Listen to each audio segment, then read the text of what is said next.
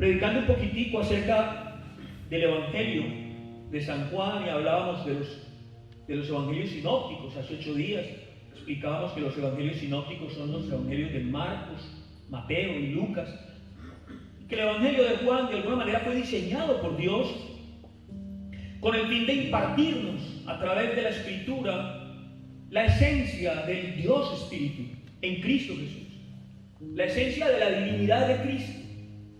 El Evangelio de Juan se caracteriza no solo por el amor, sino que se caracteriza por llevarnos a nosotros a tener una comunión con ese Cristo Espíritu, más allá del Jesús histórico, con ese Cristo que es Dios mismo. Y partiendo de ahí, quisiera comenzar precisamente con el Evangelio de Juan. ¿Qué tal si usted me acompaña a Juan capítulo 17, versículo 3? Dice la palabra del Señor: y esta es la vida eterna, que te conozcan a ti, el único Dios verdadero, y a Jesucristo, a quien has enviado. Básicamente, el texto nos está metiendo a nosotros en la necesidad de conocer a Dios para poder fluir en la vida eterna, para poder entender la vida eterna, para poder saber quiénes somos nosotros en la vida eterna. Y usted y yo, a través de lo que venimos recibiendo desde hace años, sabemos que el estudio concienzudo de la palabra, cuando hablo del estudio concienzudo de la palabra, estoy hablando del estudio profundo de la palabra, no una simple lectura somera, sino el estudio profundo de la palabra a través, por ejemplo, de la hermenéutica, llegar a una exégesis correcta de lo que Dios nos está entregando, de una manera escritural. Y llegar a una exégesis correcta necesita un estudio concienzudo de la palabra, pero no solamente un estudio concienzudo de la palabra. Aprovecho para invitarlos a nuestro instituto Envía. Hemos venido trabajando ya desde hace años en este proyecto. Ustedes saben que hemos venido enseñando a través de nuestros salones y nuestros tableros de una manera presencial, pero la misma pandemia nos llevó a ir más allá en lo que la tecnología de hoy nos está impartiendo, como son los medios digitales. Y eso nos ha llevado a crear un instituto que a través de la red te va a dar la posibilidad de conectar con las materias, entrar en las materias y profundizar en todo el conocimiento de lo que significa el nuevo pacto, la gracia de Dios. Así que los invito a que se acerquen a mi esposa y a Patricia finalizando la reunión para que se empiecen a inscribir y estén ahí, porque el instituto va a ser de mucha libertad, donde tú vas a poder disfrutar de tu tiempo y hacer uso de tu tiempo como tú lo necesites, sin presiones de tiempo, de poder abrir un vídeo y cerrarlo cuando quieras.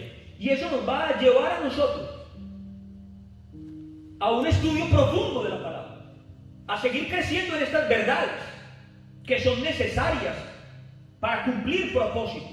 Pero déjenme decirle, no solamente el estudio concienzudo de la palabra, sino la comunión con el Espíritu. Yo soy un convencido de que no es la una sin la otra. Algunos dicen que no se necesita sino tener una comunión con el Espíritu Santo y que nos olvidemos de estudiar la palabra. Error. Otros dicen, hay que estudiar la palabra y el Espíritu que se apañe. Error. Blasfemia. La palabra es Cristo. Necesitamos una comunión con el Espíritu para poder estudiar a profundidad la palabra de una manera correcta. Pero eso nos lleva indefectiblemente a conocer a Dios. Y ahí está la clave del asunto. Necesitamos trascender a conocer a Dios, porque conocer a Dios es la clave para nosotros poder dirigir nuestras vidas según su voluntad. Si nosotros no trascendemos a conocer a Dios, no vamos a poder dirigir nuestros pensamientos, dirigir nuestras acciones, tomar nuestras decisiones según la voluntad de Dios, sabiendo que Dios tiene vida en sí mismo y que de la misma manera le ha dado al Hijo tener vida en sí mismo. Es lo que veíamos hace 8 días, y eso lo vimos nosotros en Juan, capítulo 5, versículo 26, donde dice: porque como el Padre tiene vida en sí mismo, así también ha dado al Hijo tener vida en sí. Mire qué bonito, los invito a que miren las pantallas. Porque como el Padre tiene vida en sí mismo, así también ha dado al Hijo tener vida en sí mismo.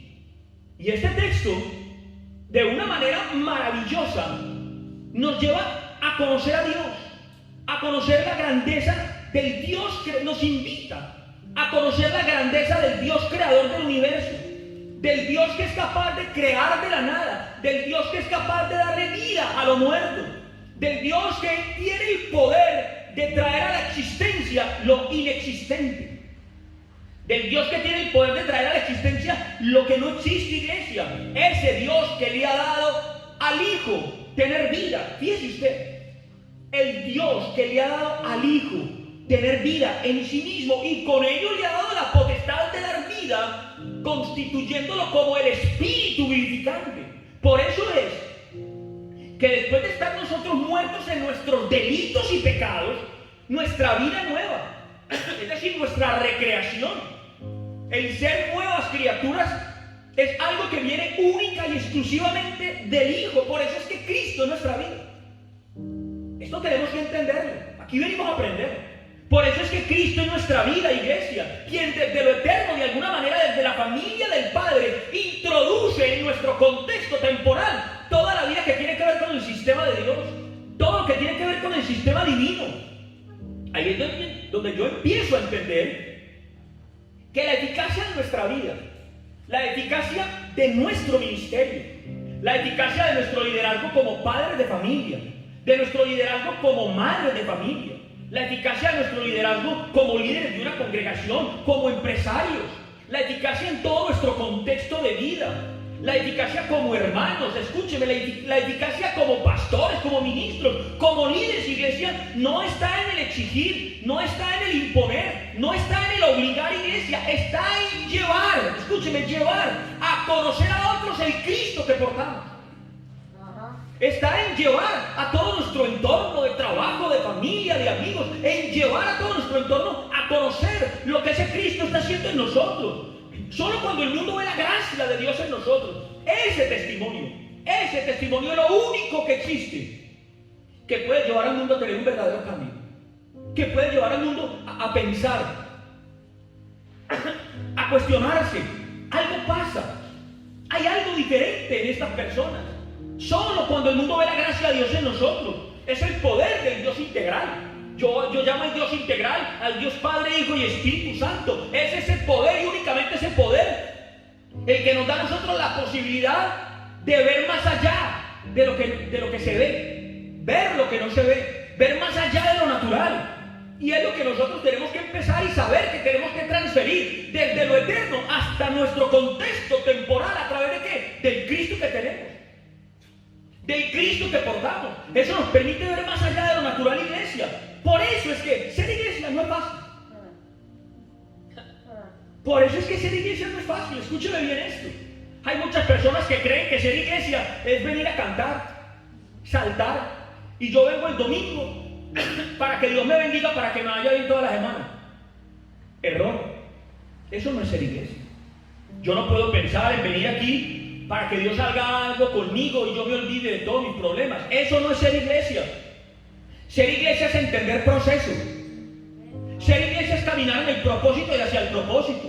Ser iglesia es amar, ser iglesia es perdonar. Ser iglesia es sostener al débil, escúcheme bien, sostener al débil y soportarnos los unos a los otros. Amén. Amén. Ser iglesia es sostener al débil, pero también soportarnos los unos a los otros. Escúcheme, por eso es que somos cuerpo. Exactamente por eso es que somos cuerpo, iglesia. ¿Sabe por qué? Porque solos no podemos. Amén. Somos cuerpo, mi esposa lo decía ahora mientras estaba orando. Somos cuerpos. Somos cuerpo porque solos no podemos. Convéncese de eso. Hay muchos que son casa sola todavía. No, solos no podemos, iglesia. Solos no aguantamos. Solos nos domina la ira. Solos tomamos malas decisiones. Solos pensamos mal. Solos nos quedamos y no vamos más allá de lo que Dios nos quiere llevar. Solos nos desesperamos, iglesia. Solos peleamos, solos nos vengamos, solos insultamos. Escúcheme bien, iglesia. Solamente Cristo tiene la capacidad de traer a nosotros una paz que sobrepasa todo entendimiento humano. Amén, amén. Solamente Cristo tiene una paz que sobrepasa todo entendimiento humano. Solamente Cristo tiene la capacidad de traer a nosotros paciencia, de traer a nosotros paz, de traer a nosotros tolerancia. Por eso yo digo, Señor, gracias por tu Cristo. Gracias por tu Señor Jesucristo, porque si no fuera por el Espíritu de Cristo, nosotros ya hubiéramos matado a alguien. Así de sencillo. Póngase usted en el contexto de su vida, de su familia. Si no fuera por el Cristo que tenemos, nosotros ya hubiéramos hecho cosas de las que nos vamos a arrepentir. ¿Por qué? Porque nuestra naturaleza humana no puede con las cargas. Escuche bien, cargas tenemos todos, pero nuestra naturaleza humana no puede con las cargas. Sino que nosotros a veces intentamos llevar los unos las cargas de los otros, como lo dice la palabra. Gálatas, capítulo 6, versículo 2, ahí se lo pusieron hace rato. Sobrellevar los unos las cargas de los otros y cumplir así la ley de Cristo. ¡Wow! Mira lo que dice: sobrellevar los unos las cargas de los otros y cumplir así. No está hablando de la ley de la opresión, dice la ley de Cristo. No está hablando de la ley de la culpabilidad. No está hablando de la ley de la condenación. No está hablando de la ley del castigo, iglesia. La ley de Cristo es la ley del amor, la ley de la comprensión, la ley de la tolerancia, la ley de la bondad, la ley de la misericordia. ¡Wow! Interesante, iglesia. Por eso dice sobrellevar los unos las cargas de los otros. Lo interesante es que 3 versículos más adelante, en Gálatas 6:5 dice: cada uno llevará su propia carga. ¿Oh? Póngame el anterior, por favor. Gálatas 6:2. Gálatas 6:2 dice: sobrellevar los unos las cargas de los otros. Y Gálatas 6:5, 3 versículos más adelante dice: cada uno llevará su propia carga. Entonces yo me estoy poniendo a pensar que está diciendo Pablo. Primero dice que cada uno lleve las cargas de los otros, y luego dice que cada uno lleve su propia carga. Entonces, a ver, Pablo, defínese de una vez: o llevamos las cargas de otros o llevamos nuestra propia carga. Pero el tema es interesante entenderlo, porque cuando Pablo dice que cada uno lleve su propia carga, tenemos que entender que hay cosas que le competen solamente a la persona. Hay cosas que te competen a ti, no tienen nada que ver conmigo. Hay cosas que te competen a ti y no tienen nada que ver conmigo. Hay cosas que me competen a mí y no tienen absolutamente nada que ver contigo. Es decir, yo no tengo por qué pedir dinero prestado para llevar pan a mi casa. ¿Aló? Escuche bien, yo no tengo por qué pedir dinero prestado para llevar pan a mi casa. ¿Por qué? Porque si yo desempeño mi trabajo con excelencia, la última vez que leí mi Biblia dice: el obrero es digno de su salario. Por lo tanto, si yo estoy pendiente de tu carga, tú deberías estar pendiente de la mía. ¿Alguien oyó eso? Si yo estoy pendiente de tu carga, tú deberías estar pendiente de la mía, para que así se cumpla la ley de Cristo. ¿Aló, iglesia? Gálatas 6:2 dice: sobrellevar los unos las cargas de los otros y cumplir así la ley de Cristo. Por eso es que si yo estoy pasando una enfermedad, voy a necesitar el amor, voy a necesitar la oración, voy a necesitar el consuelo de los hermanos, voy a necesitar el abrazo de los hermanos. Solo y exclusivamente así, iglesia, juntos, unidos como cuerpo, iglesia, como familia, podemos de alguna manera sostenernos en medio de la prueba. Es la única forma como nos podemos sostener, y algunos lo saben. Algunos han requerido de la oración constante, de una llamada, de un preguntar: ¿cómo estás? ¿Qué hay de ti? Hace rato no te veo. A mi espíritu le hace falta verte. Estoy orando por ti, por tu salud, por tu situación, por tu familia. Es sostenernos juntos, iglesia. Déjeme decirle, iglesia, que eso es manifestar lo que se vive en la eternidad en nuestro contexto temporal. Eso es manifestar lo que se vive en la familia de Dios, lo que se vive en el cielo, lo que se vive en el reino de Dios, iglesia. Son las cosas que no se ven, que están en Dios, que se manifiestan a través de nosotros. Escuchen, iglesia, son las cosas que no se ven, de las que venimos hablando. Cosas que pertenecen al Dios del universo, al Rey de Reyes y Señor de Señores. Por eso es que la iglesia es una extensión del Dios Trino. La iglesia es una extensión del Dios integral, Padre, Hijo y Espíritu Santo. decir, nosotros somos una familia nacida de nuevo. Nosotros somos una nueva creación, nosotros somos un nuevo hombre, iglesia. ¿Por qué? Porque nosotros somos los únicos que tenemos la capacidad de traer desde lo invisible la vida de Dios a lo visible. Porque hemos recibido, iglesia, la misma vida que el Padre le ha dado tener al Hijo. Por lo tanto, nosotros somos la mejor respuesta para este sistema caído. Somos la mejor respuesta en su familia. Nosotros somos la mejor respuesta en su trabajo, en todo su contexto de vida, iglesia, porque nosotros tenemos en Cristo la sabiduría y el propósito de Dios en nuestro espíritu, en Cristo Jesús. Somos nosotros los que lo tenemos, iglesia. Déjeme decirle que en la eternidad el Padre, el Hijo y el Espíritu Santo concibieron un propósito eterno y lo encapsularon en un misterio. Escuche bien, en la eternidad, la familia de Dios, el Padre, Hijo y Espíritu, concibieron un propósito y lo encapsularon en un misterio. Y ese misterio solo es revelado en Cristo. Única y exclusivamente, iglesia. Por eso, el apóstol Pablo dijo en Gálatas, capítulo 1, versículo 15, 16, dice: pero cuando agradó a Dios, luego dice que me apartó desde el vientre de mi madre y me llamó por su gracia. Dice, pero cuando agradó a Dios revelar a su Hijo en mí. Miren lo que dice. Pero cuando agradó a Dios revelar a su Hijo en mí. Lo interesante del asunto es que el texto no dice, pero cuando le agradó a Dios revelar a su Hijo a mí. No dice cuando le agradó a Dios revelar a su Hijo a mí. Dice cuando le agradó a Dios revelar a su Hijo en mí, en mi alma, en mi ser, en mi espíritu, en mi mente, en mi vida, a través de nosotros, iglesia, en nuestras vidas, a través de nuestro testimonio. Es decir, Dios revela el misterio de Cristo en su iglesia. Esto es muy importante entenderlo. Dios ha revela el misterio de su Hijo en su iglesia. Lo que quiere decir esto es que el misterio del Cristo, el misterio del Hijo, no puede ser revelado al mundo si primero no es revelado en su iglesia. No estoy diciendo a su iglesia, sino en su iglesia, es decir, en mi vida, en mi alma, en mi espíritu, en mi comportamiento, en mi manera de pensar, en mi manera de ser, en mi manera de tomar decisiones. Es cuando es revelado su Hijo en su iglesia. Iglesia, ¿por qué? Porque nosotros somos la imagen de Dios. Nada más y nada menos, iglesia. Entonces, la revelación de Cristo en nosotros es la revelación de ese misterio que estuvo oculto por generaciones. Esto nos tiene que llevar a nosotros a trascender al entendimiento de la importancia que esto encierra. Ese misterio que es revelado en nosotros es el mismo misterio que ha estado oculto por generaciones, iglesia. ¿Cuál misterio, pastor? ¿De qué misterio está hablando? Está hablando del misterio que encierra el poder y la divinidad de Cristo.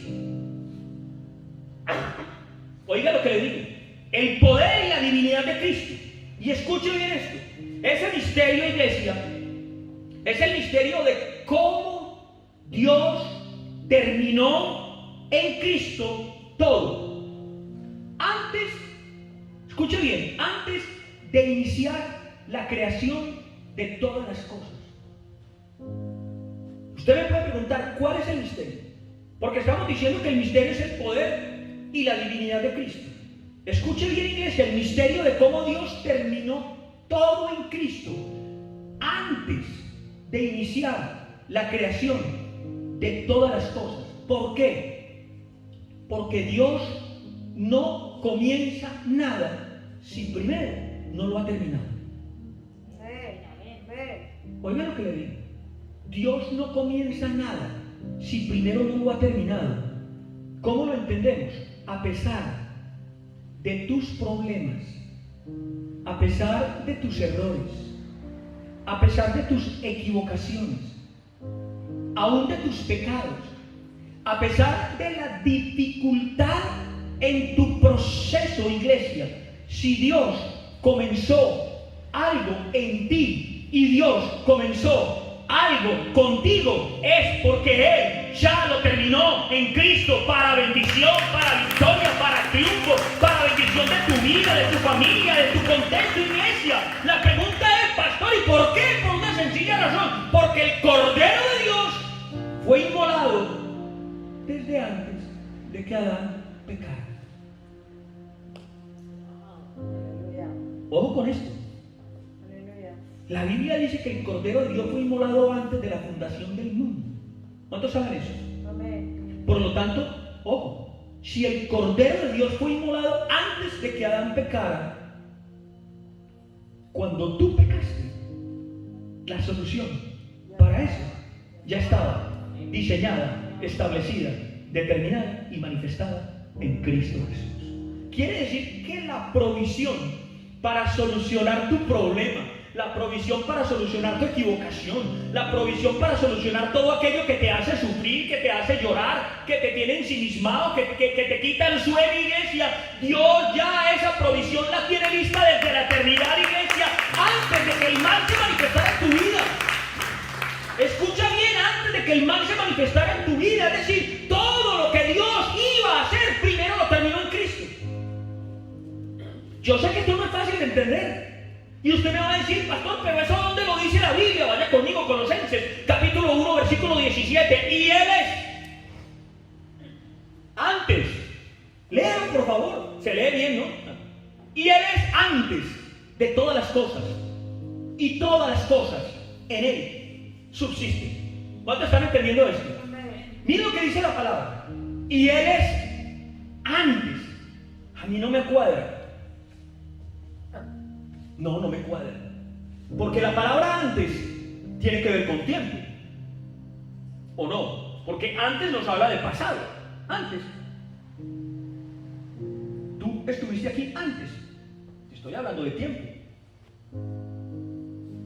¿Sí o no? La palabra antes habla de tiempo, pero cuando hablamos del Señor hablamos de lo eterno. Y nosotros hemos venido estudiando y entendiendo toda la diferencia que existe entre lo eterno y lo temporal. Sin embargo, el texto dice, y Él es antes. Esto es muy interesante entenderlo, iglesia. Porque cuando nosotros entendemos que la palabra antes habla de tiempo, el texto tendría que decir, y Él fue antes. La palabra fue es el pasado del verbo ser y estar. Y cuando estamos hablando de tiempo, gramaticalmente el texto tendría que decir, fue antes. Pero el texto no dice, Él fue antes. El texto dice, Él es antes. Hay una contraposición ahí que es difícil entender para la mente humana. Pero este texto realmente nos está hablando de la atemporalidad de Dios. Este texto nos está explicando a nosotros, está explicando al hombre que lo lee con entendimiento, que Dios es un Dios atemporal. Es decir, que Él se mueve en el tiempo, pero no depende del tiempo. ¿Aló? ¿Lo estamos entendiendo, iglesia? Es decir, nos está diciendo que Dios conoce todos tus eventos presentes, todos tus eventos pasados, todos tus eventos futuros, que Dios conoce todos los eventos, iglesia, pero Dios vive en un eterno presente. Eso lo hemos entendido nosotros desde tiempo. Aquí donde nosotros entendemos y conocemos por qué Apocalipsis dice que Él es el alfa y la omega, que Él es el principio y el fin. ¿Por qué? Porque el tiempo existe en Él, pero Él es antes del tiempo, antes de todas las cosas. Antes de todas las cosas. Por eso es que Romanos capítulo 8 versículo 30 dice, a los que predestinó, a estos también llamó, y a los que llamó, a estos también justificó, y a los que justificó, a estos también glorificó. Por lo tanto, tu llamado estaba predestinado. Alguien dijo amén, alguien dijo amén, alguien dijo amén. Escúcheme, no, Dios no te llamó porque tú decidiste un día ir a la congregación. Dios no te llamó porque un día le dijiste sí a una persona que te invitó. Dios no te llamó porque estabas muy triste, se estaba yendo muy mal y de pronto te manejaste bien y Dios dijo, estás muy bueno, lo voy a llamar. No, déjame decirte, tu llamado estaba predestinado desde antes de que Adán pecara, desde antes de la fundación del mundo. Por lo tanto, si tú has sido llamado, has sido justificado. Si has sido justificado, has sido glorificado. Y si has sido glorificado, es porque tu victoria estaba predestinada. ¿Aló? ¿Ojo, dónde vamos a llegar? Escúchame, si tú has sido llamado, has sido justificado.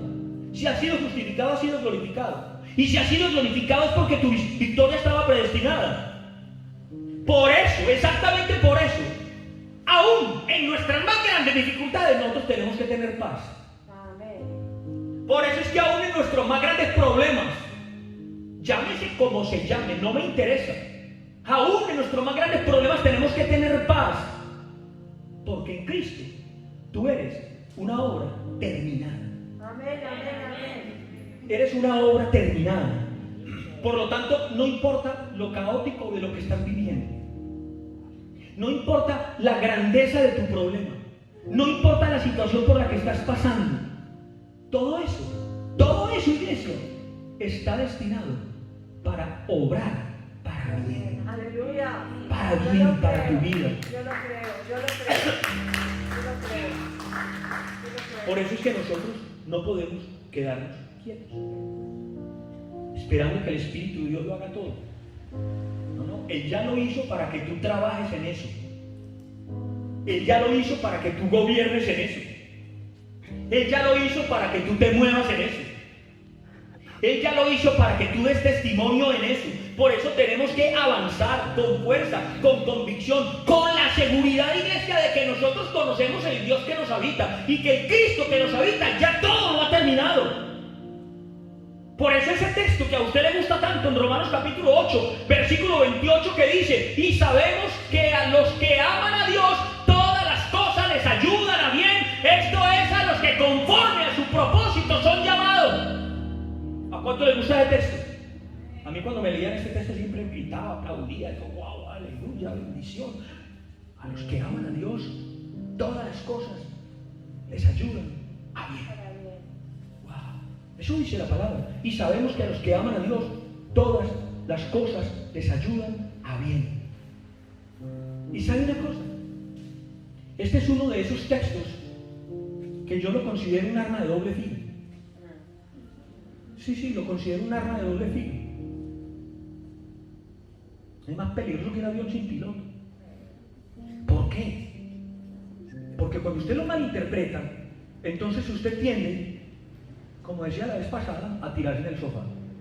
No pasa nada, porque a los que aman a Dios todo nos ayuda para bien. Pero es que el texto no dice eso. Siempre nos han dicho que dice eso, pero yo le tengo una noticia: el texto no dice eso. Pastor, pero es que ahí está, no es interesante. Vamos a estudiarlo a la luz de la palabra original. La palabra ayuda, que está ahí subrayada, ayuda, es del griego sunergeo. Y la palabra sunergeo es la palabra que da origen a la palabra sinergia. Escúcheme, la palabra sinergia, que quiere decir trabajo en conjunto, ayuda, colaboración. Trabajo en conjunto, ayuda, coordinación, compañerismo. La RAE dice: es la interacción de dos o más causas que cuando se combinan su efecto es mayor a la suma de las partes individuales. Yo pongo ahí una foto de los gansos volando. Prediqué de esa palabra hace mucho tiempo. Los gansos volando es el mejor ejemplo de la sinergia, porque ellos forman un triángulo. Ustedes los han visto en el cielo. Ellos forman un triángulo. ¿Y por qué un triángulo? Va un ganso adelante. El que va adelante siempre es el jefe, el más fuerte, el más grande, porque es el que resiste o el que recibe la resistencia del viento. Es el que recibe la resistencia del viento. Entonces él va adelante en el centro y corta el viento, y cuando corta el viento llega más suave al que está detrás, y así sucesivamente. Eso se llama sinergia, trabajar en grupo, trabajar en compañía, trabajar de acuerdo, trabajar coordinadamente. Entonces entienda usted, vuelva, póngame el texto no dice: a los que aman a Dios todas las cosas les salen bien. ¿O sí? No, el texto no dice eso. El texto no dice que a los que aman a Dios todas las cosas les salen bien, dice que todas las cosas les ayudan, es decir, sinergia, en otras palabras. Que todo salga bien el resultado de una sinergia.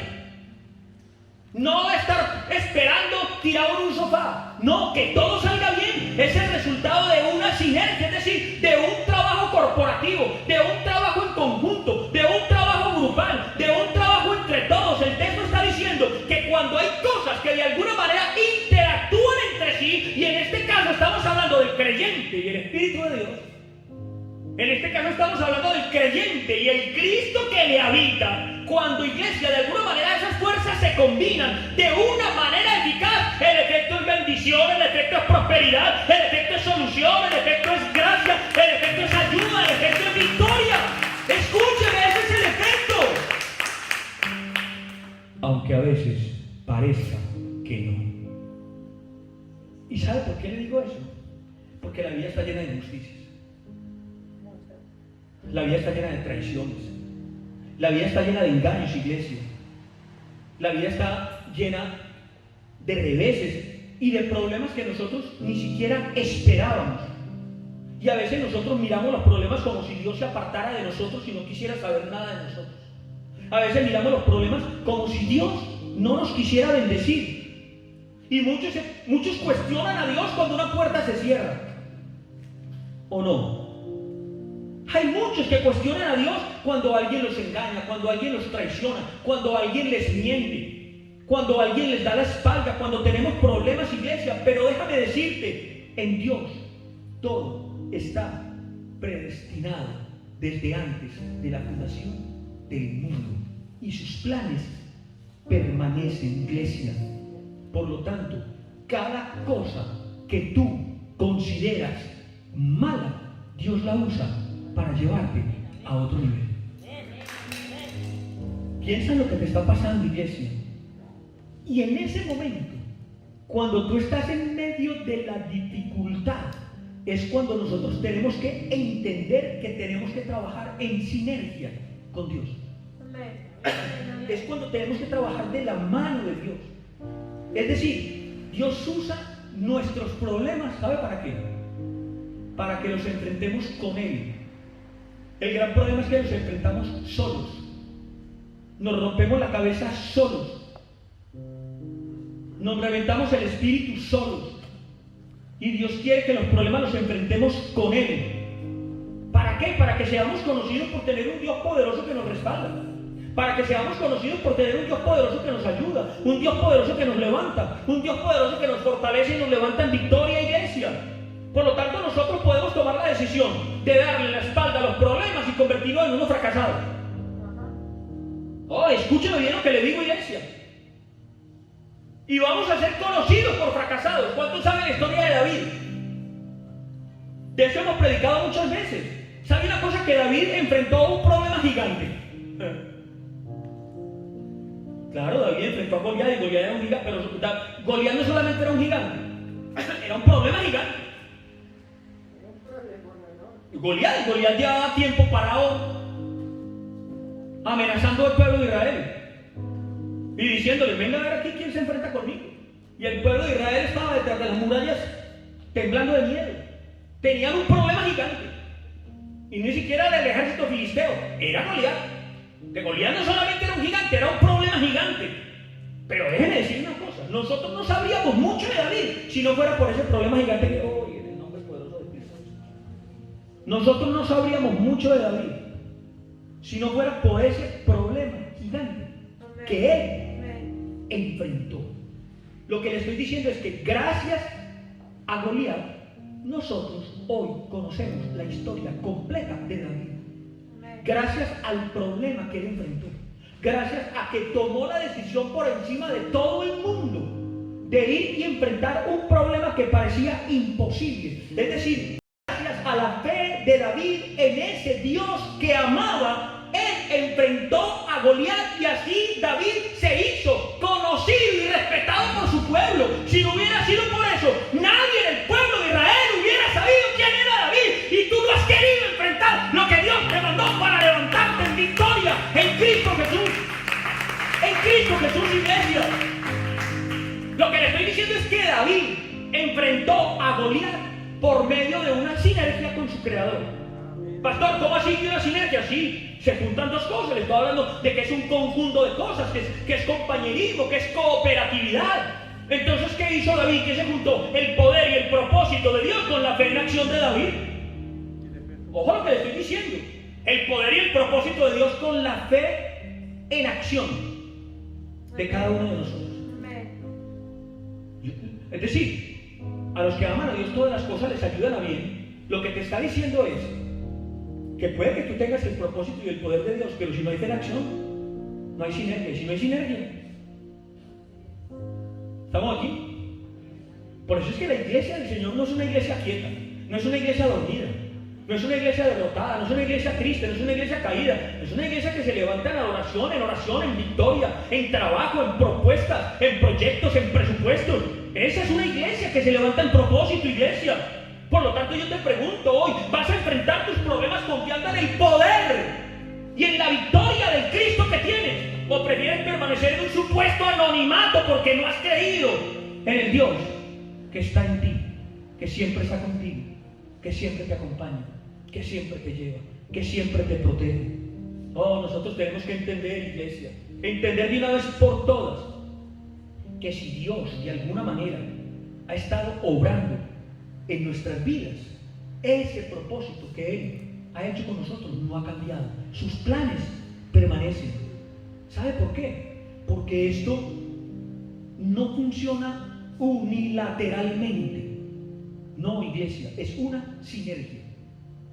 A los que aman a Dios, todas las cosas les ayudan a bien. Esto es, a los que conforme a su propósito son llamados, es decir, a los que le creen, a los que le obedecen, a los que le buscan, a los que piden su consejo, a los que confían en Él, iglesia. Por eso nosotros no podemos esperar que Dios resuelva las cosas de una manera mágica, como por arte de magia. No, iglesia. Dios trabaja de una manera corporativa, es decir, esto es una acción bilateral. Así trabaja el Señor. Por eso es que nosotros tenemos que aprender a darle gracias a Dios por nuestros problemas. Por eso es que tenemos que aprender a darle gracias a Dios por nuestras dificultades. Tenemos que aprender a darle gracias a Dios por las puertas que se cierran. Porque déjame decirte, en Cristo Jesús, cuando se te cierra una puerta, es porque Dios va a abrir 10 puertas mejores para ti. Es porque Dios ha abierto 10 puertas mejores para tu vida, iglesia. Dios usa todo lo que tú ves en contra para bendecirte, iglesia. Por lo tanto, a los que aman a Dios, las cosas funcionan corporativamente con su voluntad. De una manera corporativa. Por eso dice que a los que les ayudan a bien. Y es interesante la palabra bien en este contexto, porque es del griego agatón, que tiene que ver más con los efectos que con la acción en sí. Y lo que esto quiere decir, iglesia, es que los efectos de la sinergia de su pueblo con Dios es eterna bendición. Oiga lo que le digo, eterna bendición. Y eterna bendición es la presencia de Cristo Jesús para nuestras vidas, a todos aquellos que han sido llamados conforme a su propósito. Por eso, familia, para tener vida en el Hijo, para tener vida en el Hijo, tenemos que entender que el Hijo ha recibido tener vida en el Padre. Dios ha predestinado cosas grandes para todos y cada uno de nosotros. Dios ha planeado cosas maravillosas para nosotros.